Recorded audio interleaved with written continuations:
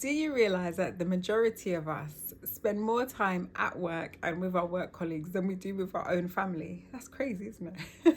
But it's true. And do you also realize that the majority of us don't think about practicing self care at work when we should? For a lot of people, the workplace is a place where you can experience high levels of anxiety, high levels of stress, high levels of conflict, high levels of just foolishness, a lot of things. And even if you do have a really good team and a really good work environment, it's just a lot. Work is a lot. It requires a lot of you. It takes a lot of energy out of you. So it's important to have some self-care in place for the workplace so that you're having a better time and a more enriched time while you're at work. So today I want to talk to you about 13 ways. I know it sounds like a lot, but stay with me, guys. I won't keep you long, I promise. 13 ways to practice self-care at work. You ready? Let's go. Number one, if you are allowed to, I think it's really nice to have a photo of your loved ones somewhere. I think that's a great way to practice self-care at work. In most of my jobs, I've been lucky enough to have like a desk at least, not necessarily an office to myself, or a desk somewhere where I can put a little picture. But if you can't do that, you could get a little key ring. I actually have a little key ring of my family, a little picture of them on a key ring, which I kind of look at throughout the day sometimes. And it's just a wonderful way of self-care for me because it just reminds me that I'm connected to people and I have people that I love and I have people that love me. I'm getting emotional. And it's just a wonderful way to practice self-care, especially if you're having a bit of a crappy day and you look at a picture of those that love you and you remember why you're working and what you're working for. And so it's a wonderful way to practice self-care. So if you can have it on your desk, most definitely. But if not, maybe have a key ring or have something, not your phone, because I don't want you to be going on your phone all the time.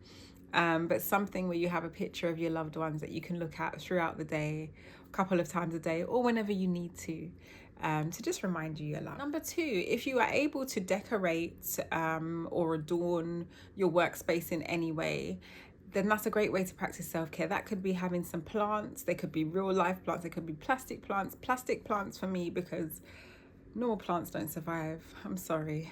I'm sorry to all the plants that I've had that haven't survived. Sorry.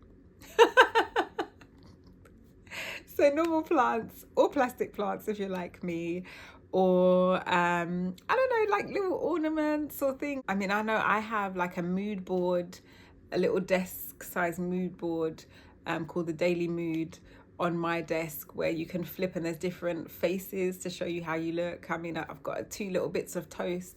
That sounds so weird. 2 bits of toast. They're like fluffy toy that are made in the shape of toast that are on my desk, and just like cute little things. If you can't do that, just think about, like I said, what you can do. So there's always something that you can do, even if it's like you're allowed to put a little sticker somewhere, or just something that brightens up the office or your workspace or your desk, or I don't know, your workstation or your car, wherever you work. Just putting something in there that you're allowed to put that will brighten up the day and add a personal touch, I think is a great way of self-care at work. Number 3, having healthy snacks. Work is a place, honestly for me, where people are always trying to feed me. Always trying to feed me. Serena, hey, have this, have that. And I have a lot of intolerances. So there's a lot of things that I can't eat. But yeah, people always bring in chocolates and biscuits and crisps, and they're always like, have some here, because a lot of people are feeders. I don't know how this happens, but I tend to work with a lot of feeders. So there are always people that have sweets and things. And you know, it's when people bring snacks into work to share, they're not usually healthy. Let's be honest, they're not usually healthy snacks. So it's important to have some healthy snacks at work. So that could be like little breakfast bars, it could be dried fruit, it could be fresh fruits, and make sure you have water, most definitely. It could be nuts, it could be seeds. Make sure you're allowed to bring nuts because a lot of places now are nut free because of allergies. But just having little bits of healthy snacks here and there makes a big difference to the day. It gives you a little boost when you're hungry, you might be peckish, but you also know that it's healthy, so that you're having your 5 a day and you're feeling good and you're practicing good self-care. Number 4, ask for the right equipment to be able to complete your work. Now, this might sound obvious, right? Obviously, I need what I need to do my work, but I'm talking about things like chairs and cushions and footrests and screens and things like that. For me, I have had issues of sitting in front of computer screens for too long and my eyes getting really tired and me squinting because it's too bright, and I've turned it down and it's not right. So I remember asking for a screen, and I got a screen and it was much better. I know I've had friends who have issues with their knees and their legs, so they've asked for a footrest. I know people that have had issues with their back, so they've asked for different types of chairs and support. Ask for the things that you need. This is part of occupational health, and it is the employer's duty to be able to provide you with the things that you need to be able to work in a comfortable way and not to injure yourself or not to exasperate any injuries that you already have. It's a great way to practice self-care as well, because you're putting yourself in a comfortable position that's going to enable you to do your work well. So make sure you ask for the right equipment that you need and the right things that you need that are going to help you to do your work and feel comfortable. Number 5, take a lunch break. Why did I say it like that? Because this is a massive one. I think so many of us, including me, do not always take a lunch break, a proper lunch break, where you go away from your desk, you eat some food, you go outside, you have a rest, you shake, you stretch. It's so important. How many times have you sat at your desk and gobbled a sandwich or eaten your food while you're still typing and you're not even concentrating, and you get home and you're extra tired and you wonder why? Because you haven't taken a lunch break. You are entitled to a lunch break, depending on the amount of hours you work, but you're entitled to a lunch break. Take it. Use that time to eat, to nourish your body properly, to get some fresh air, to talk to your colleagues, to get away from your desk. Take a lunch break, guys. Take a lunch break. This is a big part of self-care at work. Number 6, some aromatherapy at work. Now, again, if you are allowed to, then have some like smelling, what are they called? Diffusers. Yeah, diffusers. So you could either have something that diffuses, or you could have the little sticks, the reeds that you put in like a little jar, and I think the oil, the sort of perfume oil, then infuses the air. So you could do that. I've been allowed to do that at places. If you're not allowed to do that, another option could be to get a little scented pillow. I have a little pillow that is filled with lavender, and you can see it's very small, and I can just bring that anywhere with me. So wherever I'm working, if I'm hot desking, if I've got my laptop and I'm going wherever, as I'm typing, I can just put that little cushion or pillow on my laptop next to my desk. I keep it in my bag and pull it out and just give it a sniff. And with me, I just have to rub it and give it a sniff, and then I get this beautiful shot of lavender, which is incredibly calming. And I think that's such a wonderful thing to have, because sometimes work can be very stressful. Sometimes you can be feeling a bit down. Sometimes the work environment, it might not be your work, but the environment can be stressful. So to have something that smells nice and to evoke something for that sense, your sense of smell, is a wonderful way to practice self-care. So if you can't actually use a diffuser or get the smelling sticks, then get a little like lavender cushion or a cushion that has a scent, and use that to enrich the air where you work. Number 7, listen to some music. Now, some workplaces, you can have the radio on, you can have some music on. Some you might not be able to. Some workplaces allow you maybe to have headphones on. I've worked in places where you can put headphones on while you're working and listen to music. If you can't do either of those, you're not allowed to have headphones or music on in your workplace. Listen to music on your way to work, during your break, and on your way home. We all love music, right? All of us have different genres, different styles, different artists that we love, but we can all find music that makes us feel good and reminds us of a good holiday or a meal or a person or a place. Put together a playlist and either play it at work if you're allowed to, or when you're commuting to work, during your break, and when you're going home, so that you just enriching and filling your day, not fulfilling, filling your day with good music, good vibes, relaxing music, or music that gets you up and ready to go so you're pumped to do your work. But definitely listening to music is a really great way to practice self-care at work. Number 8, go for a walk. It's really important, especially for those of us that sit down a lot during the day and are at a desk a lot during the day, to get up and move around. You should be taking regular screen breaks if you are using a computer, but also getting up from the desk, stretching, shaking off, and then maybe going for a little walk, even if it's for 10 minutes, just walking around the block or walking outside, wherever you are, walking around the building, but just having that time away from your desk where you get the blood pumping again, you get moving, you shake off any fatigue. and you just revive yourself. It's really, really important. It's a big part of self-care. So if you can, well, not if you can, please work into your day a time where you get to have a little walk, even if it's for a few minutes. That's fine, but just make sure you do a walk. Number 9, prayer and meditation. A lot of workplaces now do have multi-faith rooms or prayer rooms where you can take a minute out to pray, to reflect, to meditate, just some quiet time. So take advantage of that. Definitely when I'm on my way to work, I use my Bible app, I have my headphones on, and I might do like a guided prayer, or I might reflect on a Bible text or something like that. I have used a prayer room at work. I remember I worked for quite a big company and they had a prayer room. So there were a few times where I was just feeling a bit stressed. And I wanted just some quiet time to pray and say, Lord, help me. And so I used it. And I just think taking that quiet time out for me to pray, for you it might be just quiet time to reflect, is really important. It's a great way to practice self-care.